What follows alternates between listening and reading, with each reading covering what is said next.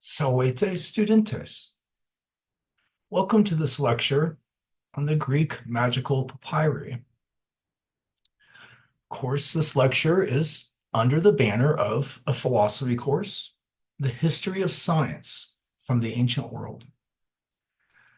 And we are considering this text, this collection of magical spells, um, and looking at how it might help us understand the process in the ancient world of rationalizing magic into medicine and other parts of science.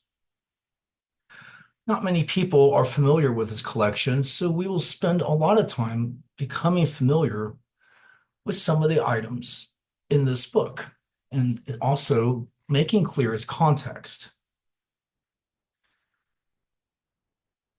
So, this is a collection of spells that have been translated for us. And these spells come from a variety of sources. Most of them are in ancient Greek, and many of them are in Demotic. The collection itself originates in Egypt, and it has a long history, which these authors make clear in the text. For the most part, we get the collection from the 19th century when it was first discovered and sold in the Egyptian markets, bought by museums and collectors, and then later reassembled into volumes. The spells in this collection have been dated as early as 2nd century BCE and as late as the 5th century BCE. The cutoff is important because the Roman Empire turned into a Christian empire and ultimately banned the practice of magic. So these spells are mostly were burnt in the late antiquity, and for some reason, these different scrolls survived, all for their own reasons, but these were subversive. We'll look deeper at the spells. We'll start by considering the table of contents of spells. First off, most of the scrolls come from what we call a shop text. A shop text is what a practitioner of magic would have in their shop, and then they would be able to copy the spells or perform them for the paying customer. The place, of course, Egypt, so you have an extremely diverse culture, especially with respect to religion in Egypt, right? Which during these time period, the Roman Empire was under the control of Rome. So these spells contain the gods, goddesses, and deities from many different religions, including the Greek religion, the Christian religion, Egyptian religion, Jewish religion, and other religions. The topics of the spells are very interesting and help us understand the kind of services someone in the ancient world would get from a magical practitioner. We understand that in the ancient world, people had a lot of options for their services, like medical services. Magic, of course, was always one of these options, and it was pretty well practiced, that it was widespread practiced throughout the Roman Empire by just about everybody. Of course, all of this magic existed alongside technology and science. And of course, many of our great thinkers, think of like Theophrastus, student of Aristotle, also head of the school Lyceum, who rationalized botany and plants and pharmacy. He was very much trying to make sense of the magical world and figure out what was actually useful and could be codified. So the ancient world, Greek and Roman, always had this layer of magic, people practicing, and these services are available. Of course, our examples are from Egypt because the desert preserves papyrus. These are all of these magical spells were on papyrus. We'll see that there's a lot of different usages, different applications for these spells. Right here, the cat ritual for many purposes has, as you'd expect, multiple usages. Some spells are very specific, like a spell for memory. We also would have to take the time to figure out how to interpret such a spell, right? What was the person looking for in a memory spell? But you can see there are many memory spells, so this is something the clients obviously needed.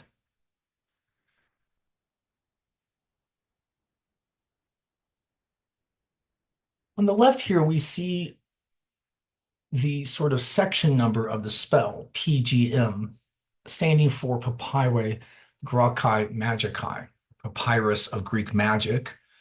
And of course, the other designation is PDM, Papyri Demotici Magicae, the papyrus of Demotic magic, meaning it was written in Demotic. The PGM, of course, written in Greek.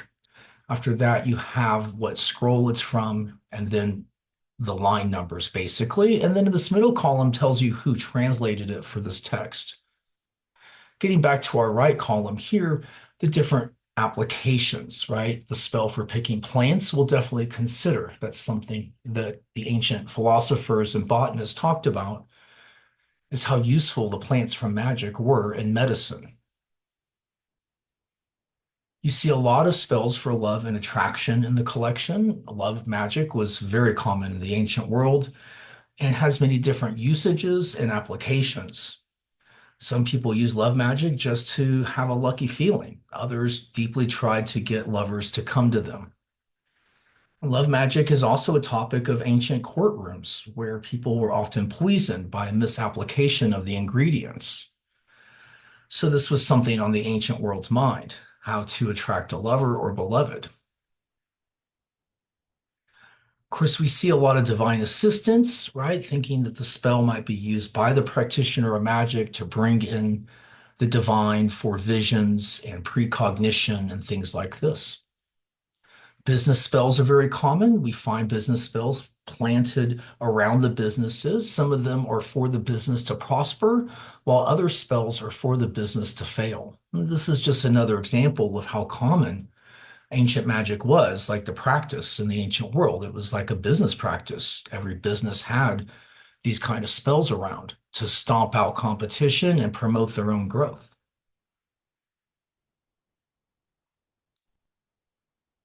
We also see a lot of medicine in the collection for Scorpio sting, for discharge of eyes, for migraine headache. We'll look at some of these in detail. But there's a lot of medicine and magic, and someone who needed medical healing in the ancient world, Greek or Roman, and even late antiquity, had a lot of options. And they might go to a secular doctor, but they also might go to a healing temple, or they might go to the local market and find the drug dealer's stall to find remedies. People also use magical recipes and remedies to heal themselves, and a lot of the ingredients in these recipes are healing, while others simply are just amulets. And we'll need to talk about how these spells are structured. All right, so that's an interesting survey. It's a very long list. You'll see that, going into the book, you get into the PDM sections, the ones that are in Demotic. Because Egypt was so diverse, this is the choice of language means very little, mostly indicates the layer of when it was written. Places like Alexandria, Egypt, under Roman control and first under Hellenistic control under the Ptolemies, was like the most cosmopolitan, diverse place with multiple districts and dozens of different religions. Of course, Egypt itself had a long tradition of magical practice. The Greeks thought of Egypt as a home of magical herbs, magical practice. They thought of it as a place where it came from. All right, so before we dive into the spells, just one more thing or two more things. First off, you can find where each papyrus scroll actually lives, like what museum or library it can be found, if that interests you. And then, of course, there is a dating if you really want to get into the dating of each spell. All right. And there's a lot of spells, of course, and scrolls. All right. Also, a lot of abbreviations in this text, some that might interest us. How to just read a simple designation like PGM1, lines 262 to 347, or PDM, for instance. But more importantly, if you have dots underneath the words, that means it was written in Demotic. If there's nothing underneath it, it's written in Greek. Right? If it's underlined, it's written in Coptic. Um, Understand the spells have parts, and we'll sort of look at some of those parts. The parts, of course, explained as the logos, the praxis, and the voces magicae. Right? You have different names that have to be written down. You have different procedures that the person has to do. And then there's all these names and deities you have to call out. So our authors just make clear what some of these things mean. All right. You see the initials NN a lot in the spells because as shop texts, that is texts that were owned by magic shops, when you need to put in particular names, that's kind of like left out blank. Like if you're doing a love spell, if you're trying to attract a person, the spell itself doesn't know the name. You have to add the name. And so NN is where you add additional information to personalize the spell. Part of the reason we know these are shop texts is because of that structure. All right, so let's get looking at some of the spells in the collection. We'll take a survey of them. The order that we're going in is not necessarily topically. It's just going to be actually from the first spell to the last and looking at certain topics within. All right, but even looking at the very first spell in here, you can see that there are logos, that is names and letters, right? There are praxis, so what you need to do, writing something on a strip, right? And then there are voces magicae, and things like this that you have to say aloud. This is a spell for gaining a divine assistant, which has a lot of different applications for getting, you know, knowledge of the future or dreams or advice. People always in the magical world looking for this connection with deities and spirits, um, sort of to, get information from them. So a lot of spells are around that. And as you see in the spell, it's very complicated what one needs to do, sometimes so complicated that we assume that the practitioner of magic would actually be the one doing this for perhaps a customer. Of course, you have all the ingredients that you have heard of in all of the Halloween tales, take your fingernails and the hairs from your head, and then a falcon deified in milk of a black cow, right? Put attic honey in it with the milk. And you have to do such specific things. And all of these spells ask for that. And many of them then have plant ingredients. So here you have to inscribe in myrrh, which is a type of incense that was, psychotropic and burnt for a lot of these magical spells, just like frankincense. And also notice this has this two famous myrrh and frankincense used in almost every spell and always ingested by the users. And both of them considered psychotropic or mind altering. They cause intoxication. All right, now this spell is not exactly the one we want to focus on, but it just gives you some general idea. You would go through the procedure to gain a divine assistant. Some of the spells then tell you the kind of things you will do with your divine assistant. Here's another one for a divine assistant. How to acquire it, right? What you have to speak aloud, who you're acquiring, the things you have to do. It's a lot of work. Let's look at some more specific spells, starting here. Invisibility. Wow, what a promise. And it's indispensable, right? You have to take ingredients and turn them into basically a cream. And then you have to cover your body in it. And you have to say these things to the god of the sun, Helios, very popular in Roman times. And you ask the Lord to make you invisible. And now we might say that is crazy. And there's nothing that science can learn from this. And for sure, there's not. just seems on its head to be a false promise. At the same time, this magical industry was around for eons, thousands and thousands of years. So a lot of the outcomes that were promised did indeed come true, or else this system would have long failed. Now, if you look at Pliny the Elder, the great Roman writer of natural history and all this, I mean, Pliny says that a lot of Romans are superstitious and that most of this is hogwash. So there was skepticism in the ancient world about sort of the face value of what magic offered. The Romans weren't unaware, right? Or if you look at Theophrastus from the ancient Greek tradition, he questions the supernatural um, habits of the root cutters, thinking they're just hogwash, right? So we're not saying the ancients all believed in magic without ever questioning it. Just like any culture, they have a spectrum of belief. But what I will say is that this just tradition lasted a long time. So many of these outcomes must have come true. So we might say, well, did people turn invisible? That's not really maybe what it was. It is possible that you, during wearing the spell, were less noticeable and were able to be more stealth, right? It may not be as literal as the words say it is. So you have to consider that we as modern folk don't really always know the intention of the spell. It's just not our world. So we just don't know what they were doing. They practiced this so much in their lives. It was very deeply important to the ancient mind, be it Greek or Roman, right? In many ways, magic is the flip side of ancient religion. It's sort of the under the hood nuts and bolts of religion. The memory spell seems pretty straightforward, right? After you do this procedure, which includes taking intoxicants, and you do it for 7 days, right? Here, the intoxicant would be wormwood and also myrrh. And pine cones, when they're dried, tend to have some psychoactive effects. Um, you do this for day in and day out, and although it's not clear that any of these drugs would help you remember better, you have the practitioner has undergone a ritual focusing on memory day in and day out, which may have increased it. There's other things about memory in the papyrus collection where memory spells are asking for people to be less angry and pay more attention. So memory spells sort of have a spectrum of usage. Notice this invisibility spell is tested. I mean, this is, of course, could just be the huge lie of the practitioner.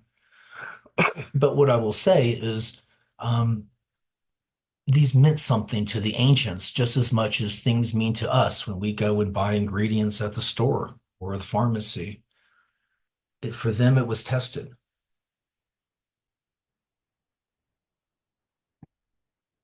This spell, of course, offers a visibility by using an ointment, and then you have to do a little dance to become visible again.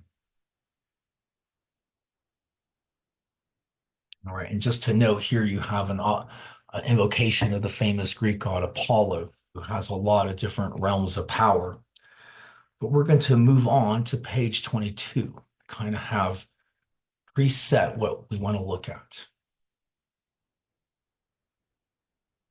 Right, this interesting spell asks that somebody mummifies a cat. It's not very kind.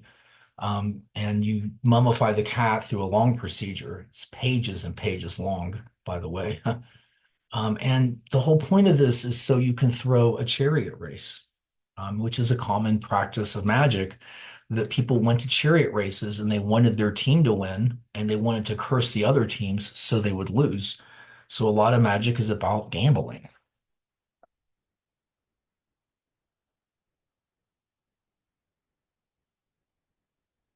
And as I was saying, this procedure is very long and detailed, right? And here, in part of the preparation, you take a lot of incense and you burn it like storax and you inhale it. And notice the spell asks you to be of good cheer. It seems that the spell gets you high or something. And that's part of being in the right mindset for making it, right? You have to draw complex figures and things like this. And of course, here we have the voces magicae, all these things you need to say, right? A lot of these are Egyptian gods and goddesses.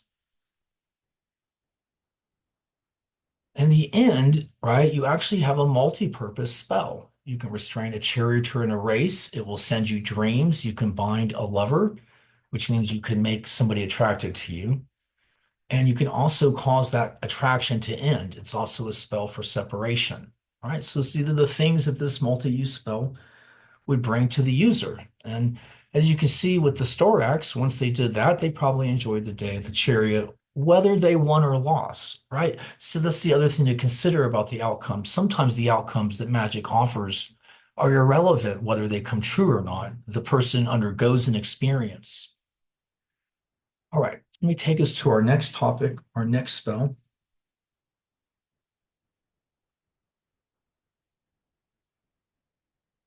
All right, so one of the things is that the magical collection contains are a lot of usages of plants, minerals, and animals, animal parts.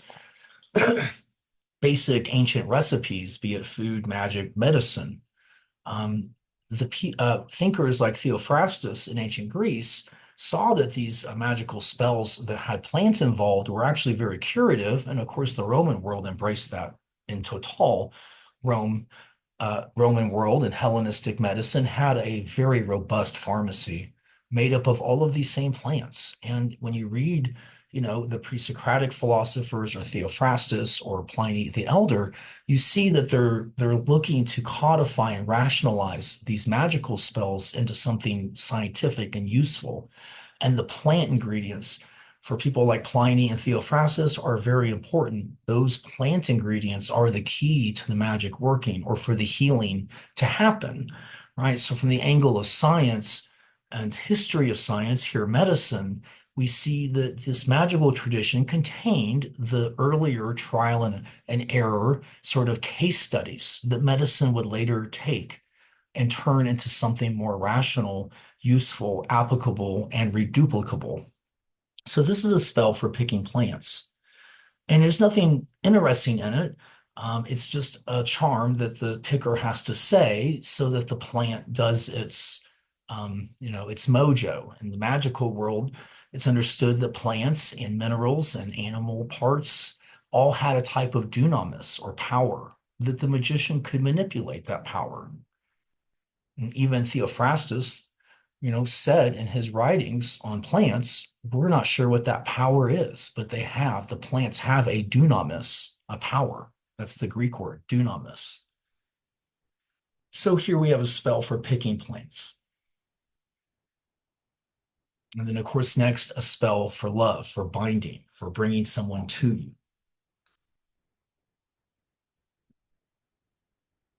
All right.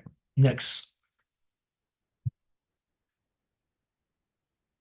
here we have a spell, right, for exorcism. And of course, exorcism is a major phenomena, not just in the Greek and Roman world, but in all ancient worlds. Any of them that believed in deities, spirits, believed that people could be inhabited by those. And in magic, of course, you're trying to manipulate those spirits to do your bidding. And so here, of course, is understood that the spirit is stuck in the body, and very much in medical healing, it was thought sickness was caused by possession. We think of the Babylon culture in particular here. So, of course, exorcism itself has a long historical precedent and still has a statistical number in the modern world. That is, it still occurs and is recognized. Um, you'll see in this spell, of course, that they're calling out Hebrew and Jewish deities to help and drive the demon out. Of course, it also requires preparation and saying of the magical names. Underneath it is a spell for love magic, using the name of Aphrodite, the goddess of love, of course, in the ancient Greek tradition. What I would like us to notice about this spell is that you basically go to the person every day and you look at them and you say something to yourself, right? You do it for 7 days straight. And I just always speculate, could this spell work because you put yourself in the same vicinity of the person for 7 days straight and they finally recognized you and started talking to you? Sometimes the spells work this way, right? They just convince the one needing the lucky meetup to happen by luck. So they're not all false on their head. Sometimes you sort of have to tease them to see what their purpose and usage was. All right, the bear charm is interesting because it is a multi-use charm.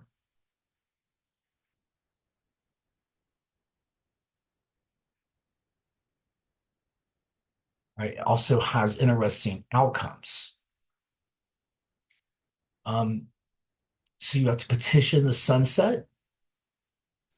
You have to use a charm on the third day. You have to use a formula differently.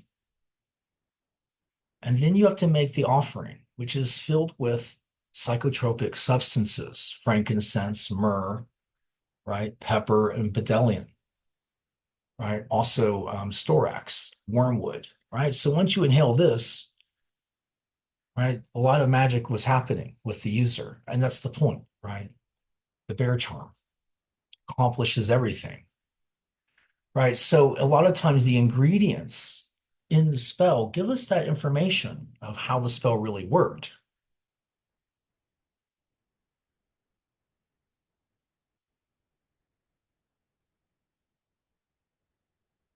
All right, on to our next spell that we want to cover.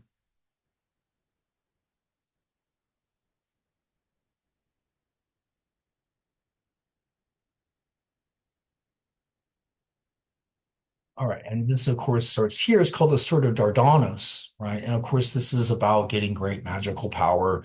Might have more to do with the practitioner than the customer. All right, right. But we get to the part about the burnt offering that gives the whole spell eros or passion, love, right? And notice immediately we have storax, opium, myrrh, frankincense, bedella, right? You put it in wine and then you use it every time you use the spell and you make a burnt offering, right? And you do this and you acquire assistant. And we'd assume after all these ingredients were inhaled, smoked in that ancient way of burning incense and inhaling it, it's called fumigation, or ingesting it through wine, that maybe they were hallucinating and saw their divine assistant, right? So that's how some of these spells work. The ingredients were active. Again, people like Pliny and Theophrastus specifically write about this likelihood.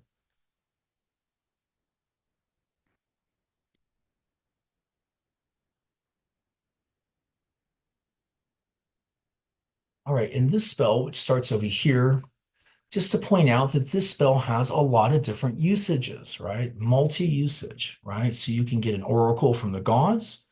You can make chariots wreck, so throw a chariot race. You can restrain people who are trying to bind you. You can gain popularity, which is one usage of love spells. It's not always about sex. Sometimes it's about being attractive and popular. People might use it in court in a courtroom to try and win a lawsuit. The spell also allows you to fetch others, right? So it's not uncommon to see many different usages within one large spell. Notice this one also requires psychoactive ingredients like wormwood and myrrh ink. Most of your procedures throughout the different spells require the person make myrrh ink and write it down on papyrus, special things like the symbols and names, and of course, then ingest that ink. So often they were ingesting these ingredients to accomplish the spell.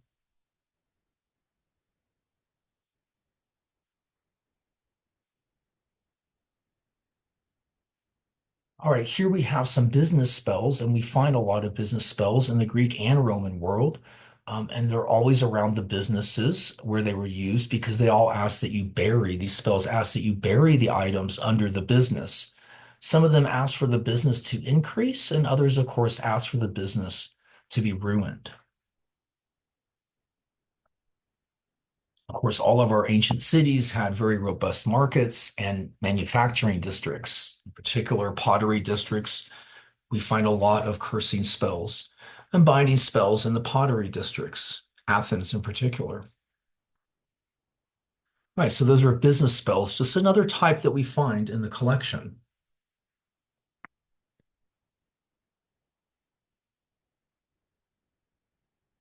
All right, this one is interesting because it's for bug spray, right? It's like something you would buy at Home Depot, right? Something you would buy, from a hardware store to get rid of bugs. But here it's magic. It's just another way to see how technologies and what we think of as science was really hidden in the magical world, right?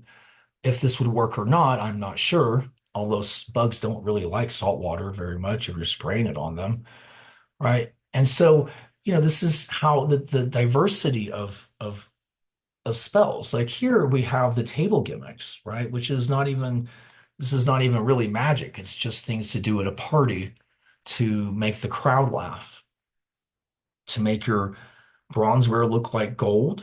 You can like wipe it with sulfur, right? You can make eggs look like something else, which was sort of a treat in the Roman and Greek party where you might be eating. You might play a practical joke on the chef and make it where his burner won't light.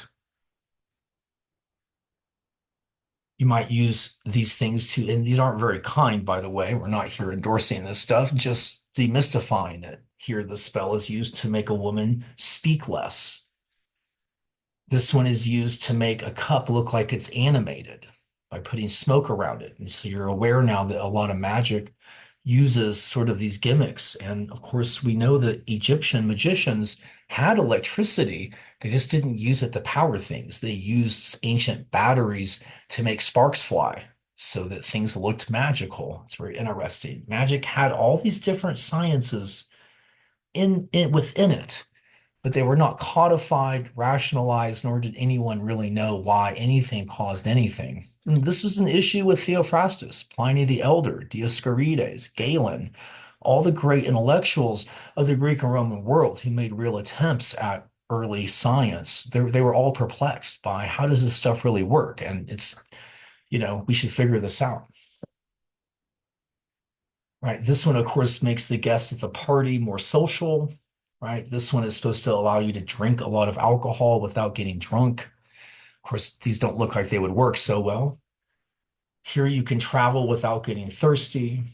There's many spells for that work in the love realm of making someone be able to have sex a lot, sort of like ancient Viagra, right? This one uses pine cones. And of course, this one is for someone who needs an erection. Right. So like that's medical, but from the ancient world, it's like also entertainment.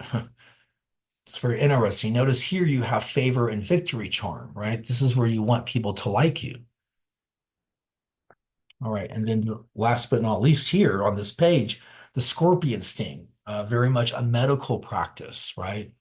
Of course, you'll see, you're like, well, did it work? Well, I mean, I doubt it. This one mostly worked as a band-aid. So if you can treat a scorpion sting with a band-aid, that is with a piece of papyrus wrapped around the sting, then I guess it worked. Oftentimes, ancient magical medical applications are in the form of amulets and papyrus with magical things written on them, while other ancient magical medical practices do have ingredients. They have both.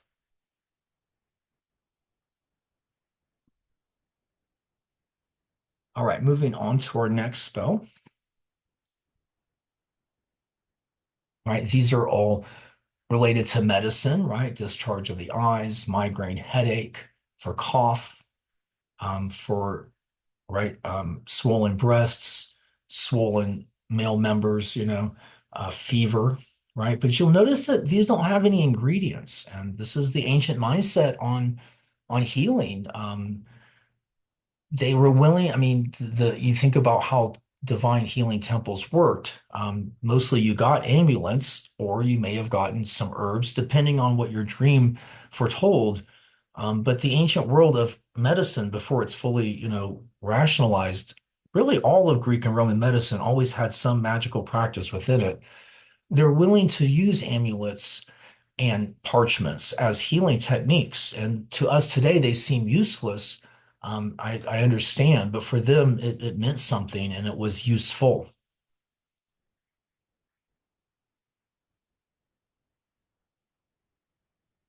All right, moving on to our next steps.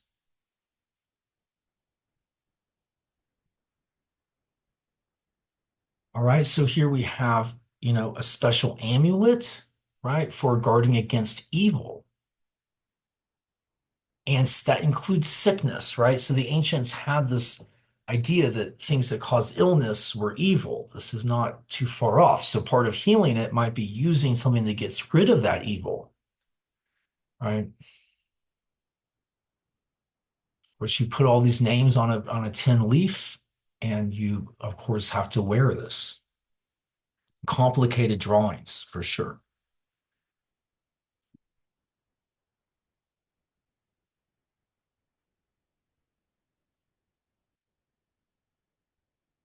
All right, this is a very tiny little spell here, takes up very little place, but it's interesting of its topic. It is an example of early alchemy, right? And if you know the story of alchemy, of course, alchemy would ultimately give birth to chemistry and physical chemistry and some of physics. Of course, that would happen after the Renaissance. But up until the Renaissance, all the kings kept alchemists around because they might be able to turn some kind of base metal into gold. Well, that whole idea of learning how to do that, of course, you might sit there and say, well, that's really never been done. Interesting enough, the tradition of doing it lasted a long time. And here is a spell where supposedly, if you follow all of the steps, in the end, you'll have something that seems like gold. So maybe part of understanding how some ancient alchemy worked is your customer may not know the difference. And so they might just fall for something that now looks yellow. But if you're interested in a serious way about how we understood chemistry in the ancient world, you have to look into the study of alchemy and how a lot of ancient rulers and kings, medieval alike, had alchemists in their group who worked with, you know, base metals. All right. So this is very interesting. There's not a lot of alchemy in this collection, and you could find alchemy in other collections.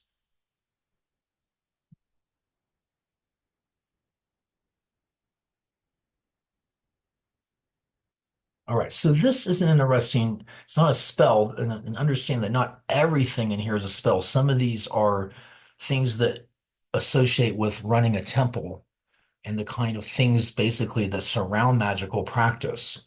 So this one is about how to interpret the ingredients in collections of magic and what the ingredients refer to. And that should make us understand that things aren't what they seem. I mean, this is a secret practice ultimately and finally banned by the Roman Empire.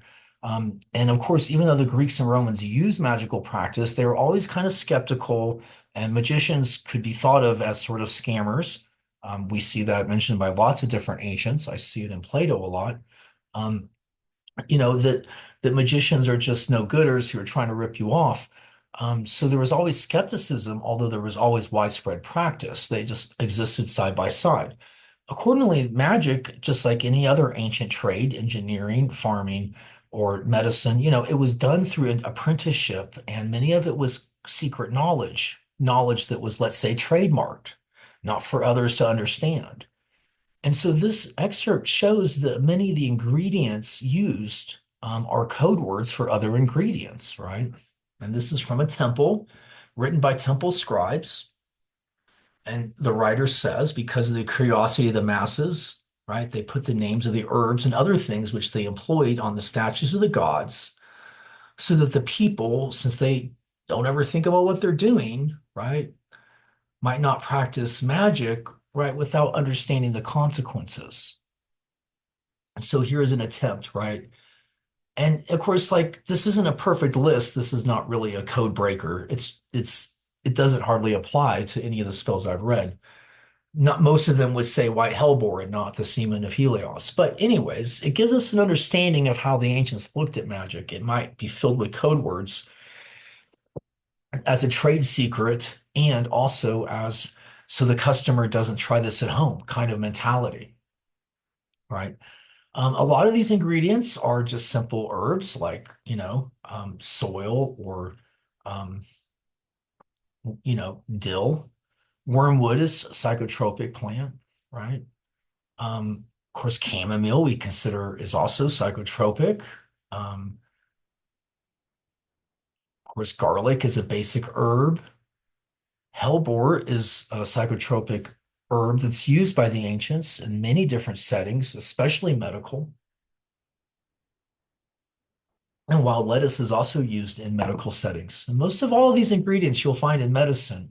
Now, to talk about ancient medicine isn't the scope of this lecture, but you could have another lecture, and we'll have one that covers the ingredients that the doctors used, right? But here they're all supposed to be code names. So wormwood is also psychotropic, fleabane is toxic, poisonous, and things like that. Earth apple may be a instance of mandrake.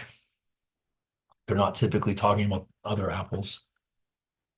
All right, so that's just interesting insight into the secrecy behind magic and how spells just may not be what they seem. Just reading a spell and saying people didn't turn invisible or whatever, it doesn't necessarily mean much. And it definitely, that kind of misconnection didn't end the practice of magic. So we're here to understand the ancient mindset, of course. Moving on to the next set of spells.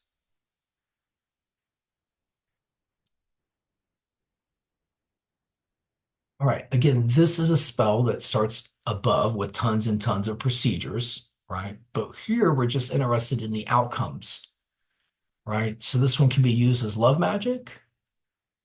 It can make somebody unattractive. I don't know why you would want to do that, but maybe to be in disguise. It can be used for exorcism. It can be used to treat people with, right, medical condition. It can cure a fracture, medical. It can kill a bird, can restrain anger. It can negate other spells and it can make the god Helios appear. Right? Very powerful spell. Oh, also invisibility. Let's not forget. So that's truly a multi-faceted spell.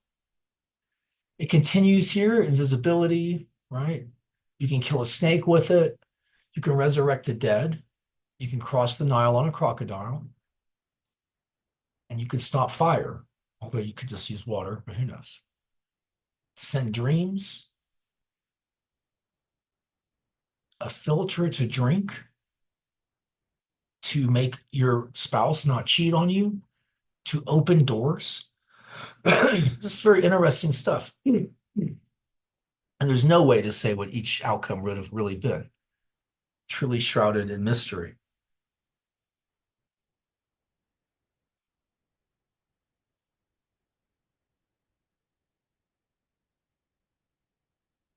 All right, there's a section in the Demotic spells for evil sleep, something I've written about on occasion. Evil sleep would seem to be nefarious. You want someone basically to pass out for a few days or and definitely not be able to wake up. And the ancients definitely had the drugs to let this happen, to allow for this to happen, basically like a painkiller for surgery. Um, and people like Dioscorides in the Roman world, writing on pharmacy, talks about these very drugs that can cause something akin to evil sleep. At the same time, if it's not nefarious, maybe you're just taking these because you have insomnia. I mean, the ancients needed their substances as well. So for evil sleep, of course, you're going to see a lot of opium put into food, a large amount, by the way, and then cooked, and the person eats it and they're immediately affected by it. He is upset, right? And then they would pass out. And then, I mean, I guess in one sense, you might buy the spell to rob somebody, or you might buy it to have a party night. It's not clear. People get drunk and there's all sorts of crazy words associated with intoxication on alcohol that's not really literal but figurative. You never know what evil sleep means. Maybe people just wanted to party hard. Of course, this spell looks like you want the person to be upset. It's all in the ingredients, of course. I should mention in the same idea here that the ancient governments, Greek and Roman, were skeptical of the availability of things that could kill people at the markets. And you in both cultures, you could be taken to trial if you killed someone through poison. And the person who procured the poison could also go through trial and be found guilty. And we have many instances. There's an interesting book that you can find called Ancient Love Magic by Christopher Ferrone that covers these kind of court cases that dealt with people basically buying nefarious ingredients and then using them incorrectly and killing somebody. This evil sleep recipe asks for mandrake root, something very toxic and hallucinogenic. Henbane as well. This one's like a whole concoction of hallucinogens. Of course, apple is probably, again, just mandrake. Um, and again, many of these have mandrake and opium together. Any of them that have these kind of ingredients would definitely fulfill their promise, that's for sure. And because the ancients, especially the amateur perhaps buying the item at the market, may misdose, not understand overdose. People might die from using those kind of drugs, right? But here, of course, it's in the tradition of magic. When you look into ancient medicine, they heavily relied on usage of opium, mandrake, hellebane, hellebore, all of these ingredients they used both to treat physical ailments and mental ailments and things like that. They also recognized that people use these drugs habitually to get high, to just have recreational drug usage. And that's another part, of course, of the magic tradition in these spells.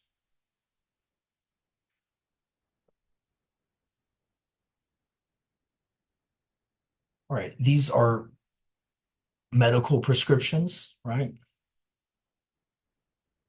Of course, some of them are for female medicine, like stopping the menses, right? This one is to know if you're pregnant. And I've seen people make quite a deal about this one in particular. I mean, this is a place where, you know, the science is here, it works. The woman is to urinate on a plant.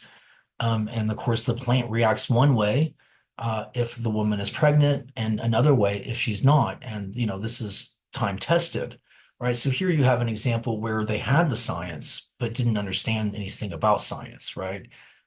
So it's just very interesting what you can find in these magical practice, right? So this is a pregnancy test that worked, right? Again, the spell here for stopping menses um, and things like that. Yeah, and then you get a lot of spells for treating gout, which is calcium deposit in the foot, very painful, and if not treated, really horrible. And ancients suffered from gout, and especially those that just didn't exercise enough, had bad diets.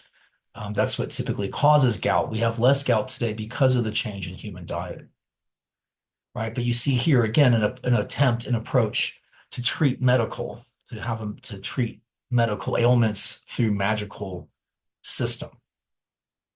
Not very uncommon, and see it in Greece, Rome, Egypt, Babylon. You see it in, you know, the Hindu world, the ancient Chinese world. It's really very common in ancient medicine that it has its origins in local magic practice.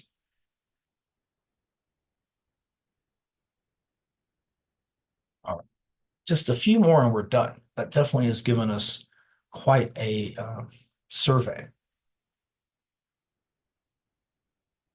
All right, notice this right here. Of course, we have this incredibly complex drawing up here and a lot of different deities that are mentioned, but we're not talking about the restraining charm. But here, this charm is used to gain victory in the courts. Another reason someone might prefer magic. Another thing that, that invisibility spell might be the opposite of this. So people will lose in courts or people won't listen to what they're saying, right? This, though, is for someone to listen, to gain confidence and victory. All right. And finally, our last set. Now, at this point, we've seen a pretty large gambit of or selection spectrum of, spells and usages, right? This one is to stop pregnancy. See a lot of these. So it's like, preventative. This one to treat migraine headache. Notice it's just an amulet, right? And so hopefully you now see that ancient medicine has its origin in ancient magic and the practice of ancient magic. That ancient magic represents eons and eons of trial and error by different ancient cultures. If you read Pliny, he says all this magic ultimately came right from the Afghanistan area, right, and the worshippers um, of Zoroastrians and stuff, the Magi, right? And of course, we also know the tradition from Egypt. But the point is that this was a shared tradition all over the Mediterranean and beyond. And a lot of this stuff worked for the users because it was it was a product of long-term trial and error of different plants and practices. So some of these worked. And then this whole magical system would last until the Middle Ages and beyond the Middle Ages. But that's beyond our scope today. So it wouldn't exactly disappear or anything, Of course, these texts themselves physically would disappear. And so we're kind of lucky to have them. And if we then survey all the ancient Roman and Greek writers who are trying to rationalize medicine and plants and things like this, you see a lot of references to this kind of magic and, Theophrastus asking which of this is hogwash and which of it is real and applicable. So this is sort of what the ancient world, the philosophers, the doctors, the thinkers, this is what they were rationalizing and trying to turn into like scientific theory. Now, they were never fully successful, or let's better say they were only so successful in producing, technology from science and things like that and codifying this knowledge into something that's useful and reduplicable. Of course, to see those systems become more firm, we have to go all the way, ahead in time, past the Middle Ages, into the Renaissance, Baroque, and ultimately Enlightenment eras of the West, when, the scientific method was born. Then you see the real, no, we need a theory that really works. And a lot of those theories from the 17 and 1800s have their origins in ancient Greek and Roman culture and theories, like from the pre-Socratics or from doctors like Galen, right? And this is point in case, like ancient medicine wasn't really replaced in the West until the 1900s, sorry, the 1800s, really, when, humoral medicine was finally fleshed out and replaced with what we call modern medicine. You also find that a lot of your scientific breakthroughs of the West occur between 1750 and 1900. This is a time period in the West where all of this ancient knowledge was ultimately questioned, tested, and only the stuff that worked stuck around. All right, so that is the lecture from magic to science. See you next time. Awe studentes.